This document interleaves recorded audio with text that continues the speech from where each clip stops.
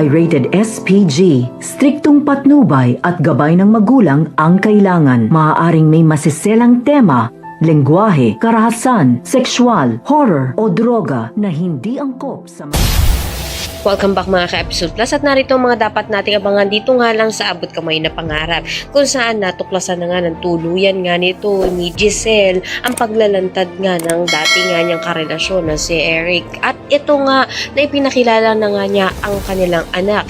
At narito nga nagulat nga ang lahat dahil buong akala nga nito ni Giselle ay wala na ang kanyang anak. Dito na nga rin pinagtapat nga nito na sinabi niya nga sa kanyang ama na wala na nga raw siyang inang kinikilala dahil matagal niya na nga itong binaon sa limot. Sa kabilang banda naman nga ay nag-aala naman nga ito nga si Lynette dahil na nga rin sa nalalagas na ang kanyang buhok. Kaya naman sinabi niya nga ito nga kay Doc Denise kung normal nga ba ito.